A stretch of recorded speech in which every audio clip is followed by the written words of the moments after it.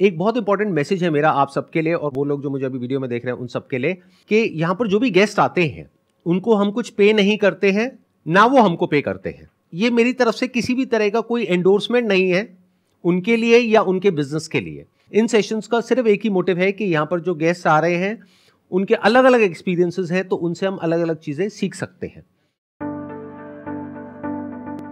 Thank you so much for having me. 2013 में मैंने college ख़त्म किया था, पर 2012 में एक क्लास प्रोजेक्ट करते हुए मैंने एक छोटी सी कंपनी शुरू करी थी। उसका नाम था आउटग्रो। कॉलेज में ही शुरू करी थी अपने एक फ्रेंड के साथ, एंड 10 साल हमने वो कंपनी चलाई थी। और वो जो कंपनी शुरू हुई थी वो एक एज अ क्लास प्रोजेक्ट शुरू हुई थी। टीचर ने हमें एक प्रोजेक्ट दिया, उस प्रोजेक्ट को हमने किया, वो प्रोजेक्ट एक प्रोडक्ट बन गया, प्रोडक्ट एक कंपनी बन गया, और 10-11 साल हमने वो कंपनी चलाई। तो जब 10 साल हो गए थे और कंपनी चला चला के हम थोड़ा सा बोर हो गए थे, तो हम सोच रहे थे कि नेक्स्ट काम क्या करें। तो तब हमने सोचा कि यार उस क्लास ने हमारी ज़िंदगी चेंज कर दी थी, उस प्रोफेसर ने हमारी ज़िंदगी चेंज कर दी थी। अपने कॉलेज के टाइम मैंने 40 क्लासेस ली थी, तो उसमें सिर्फ एक क्लास मेरे लिए कुछ कर पाई थी, मेरे को ऐसी फीलिंग थी। तो मैं ये चाहता था कि एक ऐसा कॉलेज बनाया जाए जहाँ पे सारी की सारी क्लासेस वैसी उस क्लास की तरह हों, जहाँ से हर बच्चे की लाइफ चेंज हो सके, जहाँ पे कोई किताबें, कोई एग्ज़ाम्स, कोई मार्क्स, कोई स्कोर्स, कोई रैंक, वो कुछ ना हो, पर आप करके सीखो। तो उस आइडियोलॉजी के साथ हमने मास्टर्स यूनियन शुरू किया था 3 साल पहले। और अब मास्टर्स यूनियन एक बिजनेस स्कूल है जहाँ पे बच्चे MBA पढ़ते हैं, BBA पढ़ते हैं, कुछ बच्चे ऑनलाइन कोर्सेज करते हैं। एंड हमारा ये रहता है कि हर क्लास बिल्कुल हैंड्स ऑन तरीके से पढ़ाई जाए।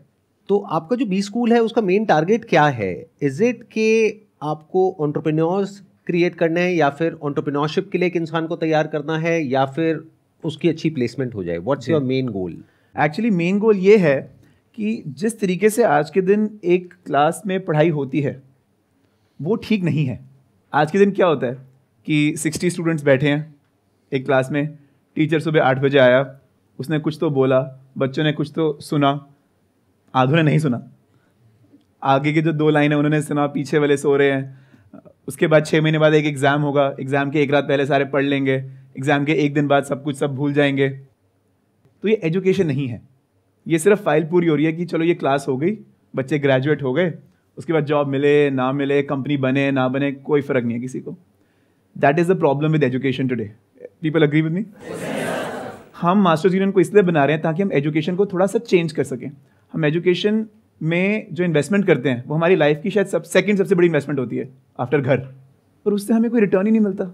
जो हम BCom पढ़ते हैं, BBA पढ़ते हैं, BA पढ़ते हैं, इवन BTech भी पढ़ते हैं, वो पढ़ाई है ही नहीं। मेरे को जेन्युइनली ऐसी फीलिंग है।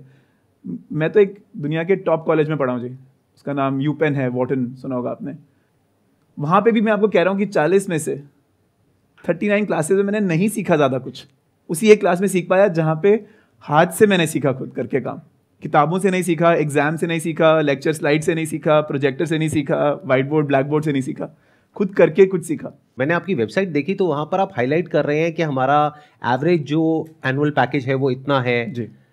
तो उसके पीछे क्या रीज़न है? Why are you highlighting that then? हम कह रहे हैं कि यदि हमारा जो एक्सपेरिमेंट है कि हम नई तरीके की एजुकेशन ला रहे हैं, ये सक्सेस है कि फेलियर है, वो चेक करने के सिर्फ 2 ही तरीके हैं कि क्या बच्चे की अच्छी प्लेसमेंट हो रही है, नंबर 1, एंड नंबर 2, क्या कुछ बच्चे जेन्युइनली एंटरप्रेन्योरशिप की तरफ जा पा रहे हैं।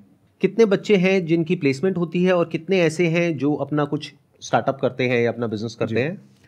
किसी एक नॉर्मल कॉलेज में देखा जाए तो वहाँ पे मान लीजिए 100 बच्चे हैं तो 30 की प्लेसमेंट होती है, 10 अपने फैमिली बिजनेस को ज्वाइन करते हैं, और to be honest and this is the sad truth, 60 कुछ नहीं करते।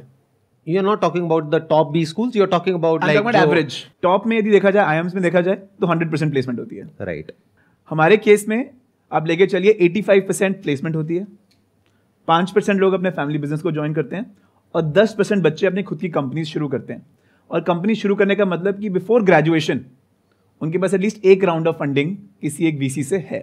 Please correct me if I am wrong, आपकी वेबसाइट पे लिखा हुआ है कि एवरेज जो पैकेज है that's around 25 lakh per annum, right? नहीं, इस साल रहा है 33 लाख। और ये एवरेज है, दिस इज नॉट मीडियन। हमारा मीडियन हमारे एवरेज से ±5% पे रहता है। But how is that possible? क्योंकि अगर हम आउटलायर्स को हटा दें, क्योंकि कुछ बच्चे होंगे जिनका बहुत बड़ा पैकेज लगा होगा, मानो 1 करोड़ का लग गया या 50 लाख का लग गया। 5% को लेते ही नहीं है। हमारे ना कुछ रूल्स रहते हैं, इसका रूल्स का नाम होता है IPRS। ये गवर्नमेंट के कुछ रूल्स हैं प्लेसमेंट्स को रिपोर्ट करने के लिए। उसमें टॉप 5% और बॉटम 5% जो बच्चे होते हैं उनको आप काउंट ही नहीं करते हैं। तो जो आउटलायर्स होते हैं वो एवरेज में या मीडियन में आते ही नहीं है। तो this is kind of a surprise for me. मेरे को ये समझ नहीं आ रहा कि आप कर कैसे पा रहे हैं, बिकॉज आपके पास में कोई रिकग्निशन नहीं है किसी भी गवर्नमेंट बॉडी से। It's not a degree, it's not a diploma, it's just a certificate, and still लोगों को इतना पैकेज मिल रहा है। उसके पीछे क्या रीजन है? देखिए, हमारे पास कैट में 99.99 वाला बच्चा तो नहीं आता था पहले, आज के दिन आता है, पर पहले तो नहीं आता था। उन बच्चों को यदि हमें बेन, बीसीजी, गूगल, माइक्रोसॉफ्ट में 33 लाख में प्लेस करवाना है, देन हमें जेन्युइनली करिकुलम पे ही ध्यान देना पड़ेगा। जो इनपुट हम बच्चे को दे रहे हैं क्लास के अंदर, उस पर ध्यान देना पड़ेगा, क्योंकि बच्चा तो हमारे पास बहुत ग्रेट नहीं है, पर उसको ग्रेट बनाना है। करिकुलम पे सारा फोकस होता है। तो जैसे मैंने आपको बताया, हर क्लास में ना किताबें ना ग्रेड्स, वो हम कुछ करते ही नहीं हैं। हम लोग बच्चों को बोलते हैं कि हर टर्म में आपको एक छोटा बिजनेस क्रिएट करना है।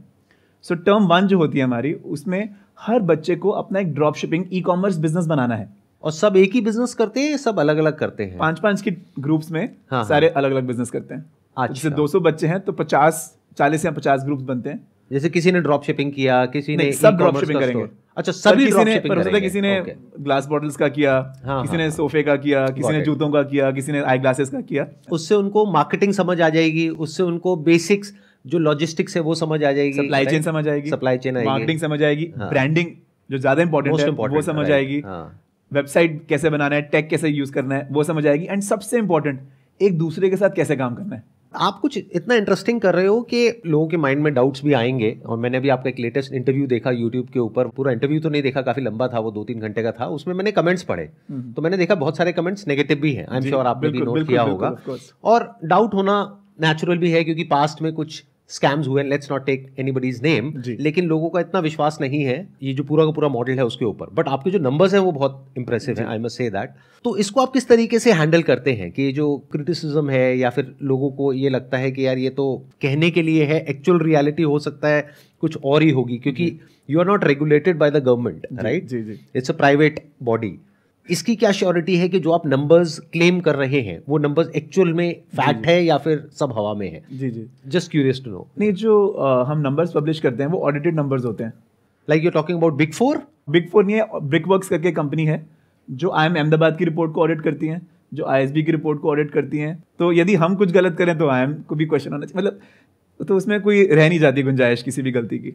डिसबिलीफ है लोगों में, वो बिल्कुल जायज़ है। बिकॉज जैसे आपने कहा कि पहले पिछले 10 साल 15 साल में ऐसे काफ़ी कॉलेजेस आए हैं जिन्होंने प्रॉमिस तो बहुत किया पर डिलीवर कुछ भी नहीं किया, और बड़े बड़े क्लेम्स करे, बड़े बड़े सेलिब्रिटीज को हायर किया, बहुत बड़े लेवल पे PR करी, बहुत कुछ किया, लेकिन एंड में डिलीवर कुछ भी नहीं किया। राइट। तो मुझे पता है यदि मैं डिलीवर नहीं करूंगा तो मैं भी नहीं रहूंगा 3 साल बाद, या 1 साल बाद ही शायद नहीं रहूंगा। तो मुझे तो डिलीवर करना ही पड़ेगा। तो यूट्यूब पे कमेंट्स तो चलिए, कमेंट्स तो प्लस माइनस होते ही हैं, यूट्यूब का तो काम ही वो है। बट मैं चाहता हूँ कि यार लोग कैंपस आएँ और बच्चों से मिले, तो सारी की सारी जो भी डाउट्स हैं, जो भी इश्यूज हैं, वो वहीं क्लियर हो जाएंगे। अच्छा, ये जो बच्चे ड्रॉप शिपिंग का बिजनेस करते हैं पहली टर्म में, उसमें से कितने सक्सेसफुल हो पाते हैं और कितने फेल हो जाते हैं? 90% फेल हो जाते हैं। पर मेरा काम उनको सक्सेसफुल बनाना नहीं है पहले टर्म में, मेरा काम उनको सिखाना है। एक्सपीरियंस तो हो कम से कम, एक्सपीरियंस तो हो। तो ये तो हो गया पहला टर्म, और आगे क्या क्या होता है? दूसरे टर्म में सबको अपना यूट्यूब चैनल बनाना है। और उसके पीछे का क्या लॉजिक है? यूट्यूब चैनल क्यों बनाना है? ताकि उनकी जो कॉन्वर्सेशन स्किल्स है, कम्युनिकेशन स्किल्स है, एडिटिंग, वो सब चीजें बेटर हो। बिल्कुल। मतलब आज की जो मार्केटिंग है वो बिलबोर्ड्स पे नहीं है, वो न्यूज़पेपर में नहीं है, वो टीवी पे भी नहीं है, वो यूट्यूब पे है और सोशल मीडिया पे है। राइट। और यदि आपको वो सिखाना है, the best way to do it is कि आप खुद क्रिएटर बनो, क्रिएटर के माइंड के अंदर घुस जाओ। उसमें से कोई ऐसा है जो कोई बड़ा क्रिएटर बना हो आपके स्टूडेंट्स में? मेरे 2 बच्चे हैं जिनके 50,000 से ऊपर फॉलोअर्स हैं within 6 weeks, which is pretty good. एक का नाम है मीडियम मसाला, आप सर्च कर सकते हैं, यश शाह, और एक का नाम है चंद्रई बोस, एक का नाम है उसके आई थिंक ज़्यादा फॉलोअर्स नहीं है पर कंटेंट मेरे को सबसे ज़्यादा अच्छा लगता है उसका, बिजनेस विद बंसल, अनुराग बंसल करके है। तो ऐसे बहुत है हमारे स्टूडेंट्स। ये हो गई आपकी दूसरी टर्म। तीसरी टर्म में आप क्या करवाते हैं? तीसरी टर्म में हम हर बच्चे को एक ढाबा अडॉप्ट करने के लिए बोलते हैं। इन द सेंस, मैं समझा नहीं, अडॉप्ट करना है मतलब क्या? मान लीजिए एक ढाबा है, उनके मेन्यूज को स्टडी करेंगे, उनकी वेबसाइट, इंस्टाग्राम सबको स्टडी करेंगे, और 1 महीने में उसको पूरा ओवरहॉल करेंगे, उनको कंसल्टिंग देके कि आप कैसे कैसे अपना रेवेन्यू या अपनी बॉटम लाइन, अपना प्रॉफिट इंक्रीज कर सकते हो। कि मतलब जो मार्केट प्लेसेस है, जैसे जोमेटो हो गया, स्विगी हो गया, वहां पर लिस्ट करो, अपनी वेबसाइट भी ठीक करो, गूगल में लोग आपको गूगल पे रहे हैं कि नहीं पा रहे हैं, सर्च करें तो वहां पे लिस्टिंग आनी चाहिए, ऐड आना चाहिए, व्हाटएवर इट इज, व्हाटएवर, मतलब उसका धंधा इंप्रूव करके दो उसको। एंड जो आपका ग्रेड होगा वो डिपेंडेंट किस चीज पे होगा? कितना अच्छा उसने इंप्रूव किया, मतलब कितना रिजल्ट आया, कितना रिजल्ट तो आया। It's all connected to result, right? तो यूट्यूब में भी ऐसे ही होता है कि किसके कितने सब्सक्राइबर्स हुए, व्यूज हुए, एंगेजमेंट, सब्सक्राइबर्स ओवर एंगेजमेंट, वही जो मैट्रिक्स आप भी ट्रैक करते हैं वही हमारे बच्चे भी ट्रैक करते हैं। Very interesting.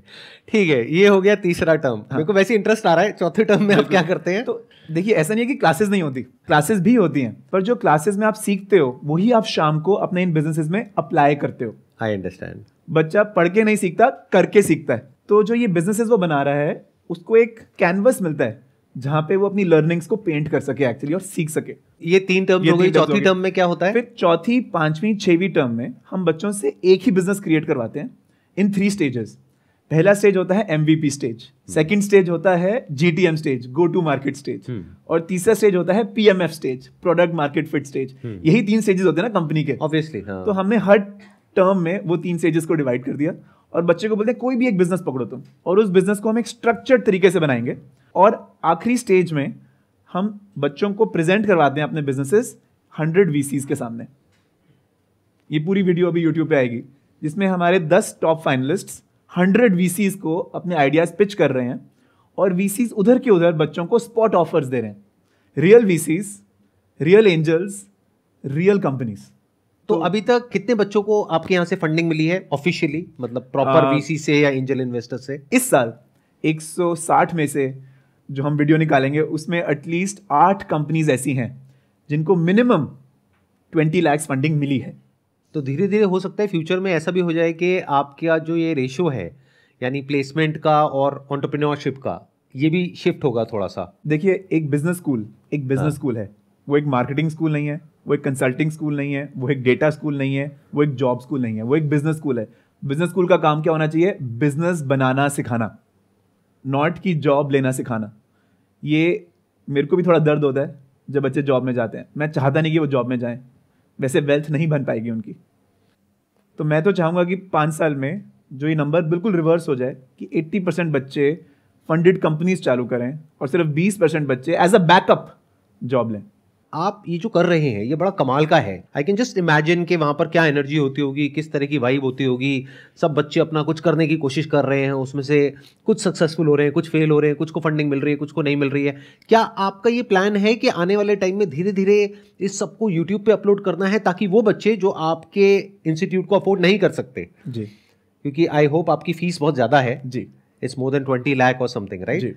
तो वो बहुत सारे बच्चे अफोर्ड नहीं कर सकते यहाँ पर, तो उनके लिए आप कुछ सोच रहे हैं कि अगर जो भी आपकी क्लासेस हैं, लेक्चर्स हैं, या जो भी कुछ इंटरनली हो रहा है, अगर आप उसको अपलोड करना शुरू कर दें, तो I don't think it's going to harm you in any way. सब यूट्यूब पे ऑलरेडी है जी। अच्छा, ऑलरेडी है? मतलब मेरे 5 मिलियन 10 मिलियन फॉलोअर्स तो नहीं है, बट हमारे कुछ 1.5 लाख के करीब फॉलोअर्स हैं।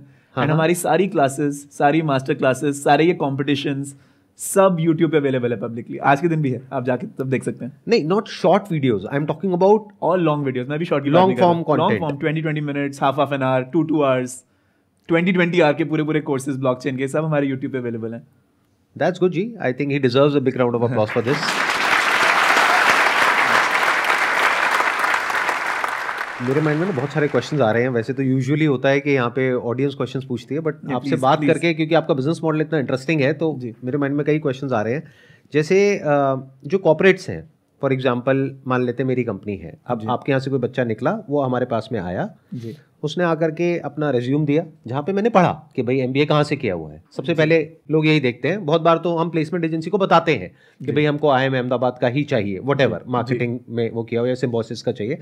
तो अब जैसे ही मैंने देखा कि उसने आपके यहाँ से किया है, it's not a diploma, it's not a degree, it's just a certificate. मैंने मान लेते हैं कि आपके इंस्टीट्यूट का नाम नहीं सुना जी, तो अब उस केस में मैं उसको बड़ा पैकेज क्यों दूंगा? मतलब why will I give him such a big package और सच अ बिग रेज, कि मैं उससे ये पूछूंगा कि भाई पहले तुम्हारा कितना पैकेज था, वो कहेगा पहले 8 लाख का था।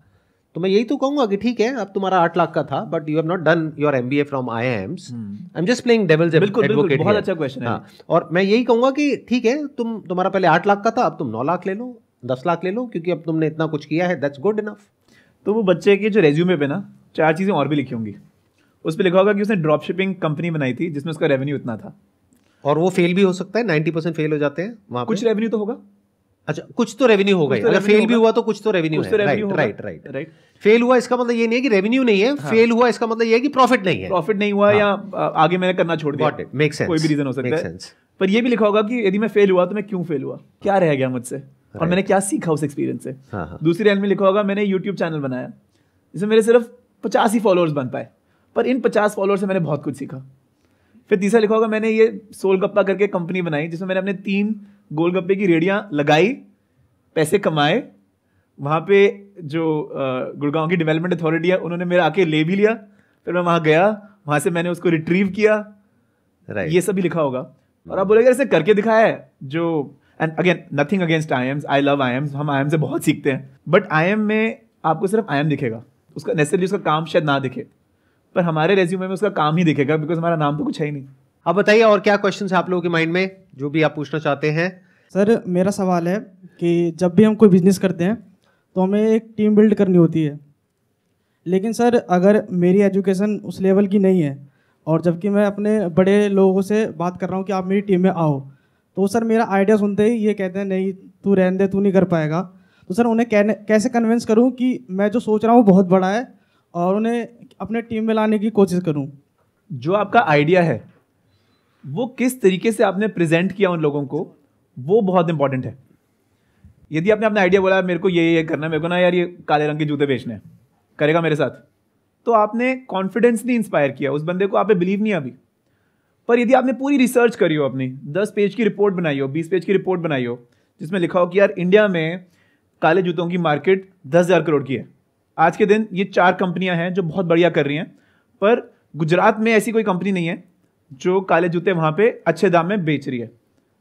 तो मुझे ऐसा लगता है कि हम लोग चाइना से इंपोर्ट करके गुजरात में ऐसे जूते बेच सकते हैं और वहां पे हम 20 से 25% प्रॉफिट कमा सकते हैं। इतनी इन्वेस्टमेंट की जरूरत पड़ेगी। थोड़ी डेप्थ में यदि आपने रिसर्च करी हो और उसको आप एक स्ट्रक्चर्ड तरीके से अपने दोस्तों को या बड़ों को प्रेजेंट करो, तो उनको भी कॉन्फिडेंस आएगा, लड़के में बात तो है, बात तो ठीक बोल रहा है, ठीक है। तो इट्स ऑल्सो अबाउट कि अपने आइडिया को आप किस तरीके से प्रेजेंट कर रहे हो, तभी दूसरे बंदे को आप पे बिलीफ होगा ना। अदरवाइज आपने बोल दिया यार नहीं मेरे को तो टी शर्ट बनानी है, टी शर्ट का बिजनेस चालू करते हैं, भाई क्यों करते हैं? नहीं यार टी शर्ट्स की मार्केट बहुत ग्रो हो रही है, 20% एवरी ईयर टी शर्ट्स की मार्केट ग्रो हो रही है, देखो कितने कितने ब्रांड्स आ गए, कितने कितने ब्रांड्स का कितना कितना प्रॉफिट है, सब इतना बढ़िया कर रहे हैं। और मेरे को समझ आ रही है कि ये गैप है मार्केट में जहाँ पे ये बटन वाली टी शर्ट्स नहीं मिलती हैं, जो भी है ये बनाते हैं। डेप्थ में आपने रिसर्च करी हुई है तो दूसरे बंदे को कॉन्फिडेंस आएगा। आपका क्वेश्चन ये है कि जब आप किसी से ऐसे से बात करते हैं जो आपसे ऊपर वाले लेवल पे है, इन द सेंस ऊपर लेवल का मतलब क्या हुआ, या तो उसके पास में आपसे ज़्यादा एक्सपीरियंस है, या वो आपसे ज़्यादा पढ़ा लिखा है, या उसके पास में आपसे ज़्यादा पैसा है। अब ऐसे किसी इंसान से आप बात कर रहे हैं कि ये मेरा आइडिया है, इसमें मेरे साथ में आकर के जुड़ जाओ, मेरी टीम में आ जाओ और हम मिल करके ये करेंगे वो करेंगे। तो अगर कोई भी इंसान होगा उसकी जगह पे, मान लेते मैं भी हूं, तो मैं भी आपके साथ में नहीं जुड़ूंगा तब तक जब तक कि आप खुद कुछ नहीं कर लेते। जैसे whatever you are thinking कि मुझे ये करना है वो करना है वो करना है, एटलीस्ट कुछ करो तो सही, और वहां पे कुछ ट्रैक्शन नजर आएगा, तब एज एन इन्वेस्टर मैं उसमें पैसा लगाऊंगा, या मैं आपकी टीम में जुड़ूंगा, या मैं पहले पूछूंगा आपसे कि भाई क्या हो रहा है, कुछ सेल है, कुछ ग्राउंड लेवल पे एक्चुअल में काम हुआ है, या सब हवा में ही है। Idea is not important, take my word for it. Ideas तो आप गूगल पे जाओ आपको 1000 मिल जाएंगे, और चैट जीपीटी पे जाओ अनलिमिटेड आइडियाज मिलते रहेंगे। एक एक आइडिया के ऊपर प्रोजेक्ट रिपोर्ट भी बना लो, वो बना के भी दे देगा आपको पूरा का पूरा। तो वो इंपॉर्टेंट नहीं है, इंपॉर्टेंट ये है कि एक्चुअल में आपने किया क्या है। और वही तो ये कह रहे हैं, अगर आप ध्यान से इनकी बात सुन पा रहे हैं और समझ पा रहे हैं, यही तो बात ये कह रहे हैं कि इंपॉर्टेंट ये नहीं है कि किसके माइंड में कितनी थियोरेटिकल नॉलेज है, या कितना उसने रटा हुआ है, या कितने उसके माइंड में आइडियाज हैं। इंपॉर्टेंट ये है कि उसने क्या किया है ग्राउंड लेवल पे, क्योंकि जिसने किया होता है वो फिर आगे और कुछ कर सकता है, उसके पास में एटलीस्ट एक बेस है। जिसने कुछ किया ही नहीं है वो तो हवाई महल हो गया ना। Track record matters a lot, कि आपने एक्चुअल में क्या किया, चाहे छोटा सा ही कुछ किया है। मैं कह रहा हूं आपने ये मान लो कुछ काम किया, वहां पर आप महीने का 10,000 रुपए कमा रहे हो, तब पॉसिबिलिटी है शायद कोई जुड़ जाए आपके साथ में। बट आपने कुछ भी नहीं कमाया है, बस 2-3 साल से बातें करे चले जा रहे हो, तो 99% चांसेस है वो बिजनेस वैसे ही फेल होने वाला है। तो कोई क्यों जुड़ेगा? और जो जुड़ेगा वो फिर इसका मतलब या तो समझता ही नहीं है कि क्या हो रहा है, आप कर क्या रहे हो। जो समझता होगा वो कभी नहीं जुड़ेगा। अगर मेरे को कहोगे आ करके ऐसे ऐसे पैसा लगा दो, ये आइडिया है वो है वो है, ना जी क्यों लगाए, पहले वो आपसे पूछेगा, समझेगा, सारा देखेगा भाई क्या किया है, एग्जैक्टली क्या ट्रैक रिकॉर्ड है आपका, उसके बेस पे फिर डिसीजन लिया जाएगा ना।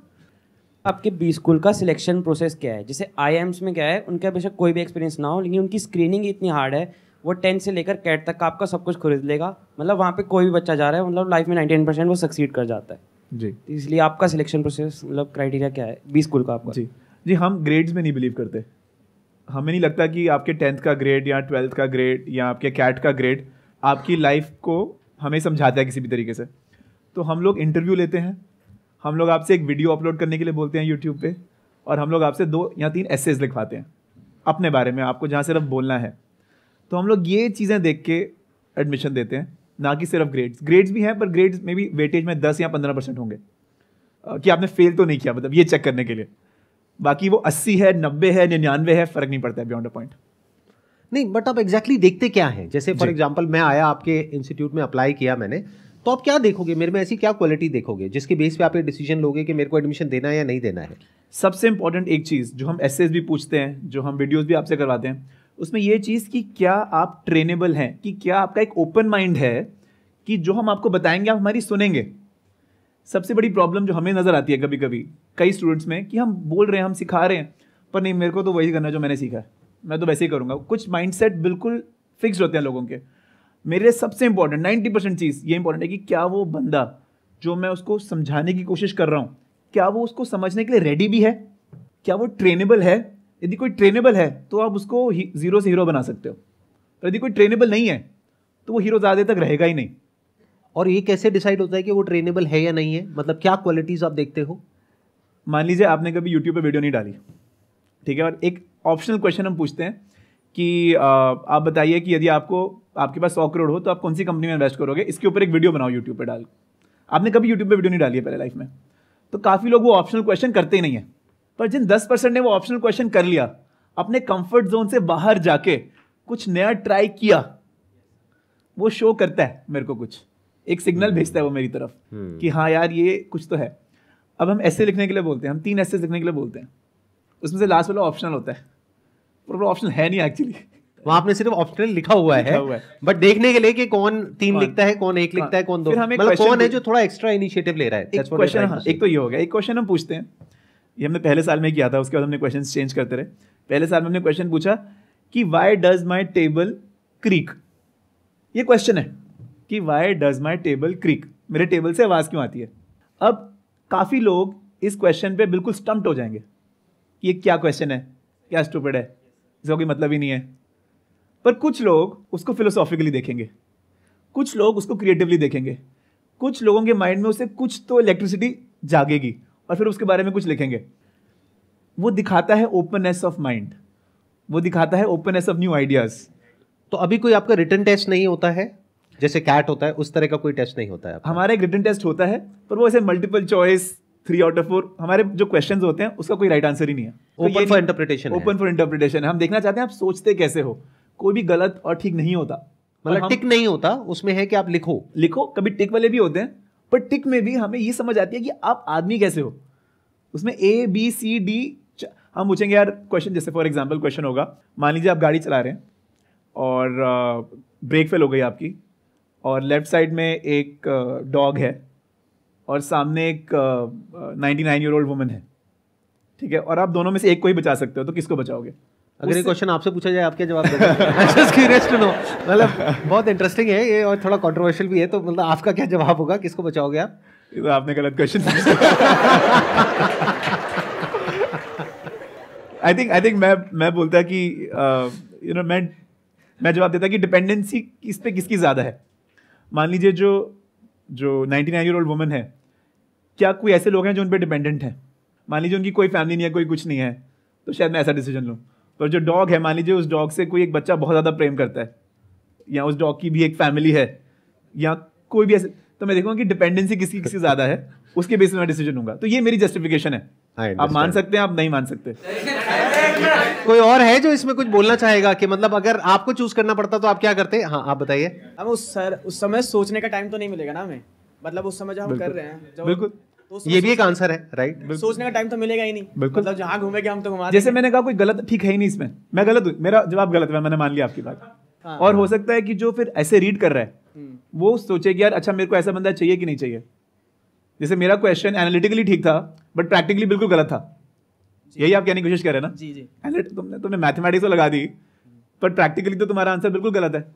अब now as the checker of the essay, जो एडमिशंस में मेरा कंसल्टेंट है, वो बोलेगा कि यार मेरे को ऐसे बंदे चाहिए ही नहीं जो सिर्फ एनालिटिकली सोचते हैं और प्रैक्टिकली नहीं सोचते, इसलिए प्रथम को रिजेक्ट कर दिया जाए।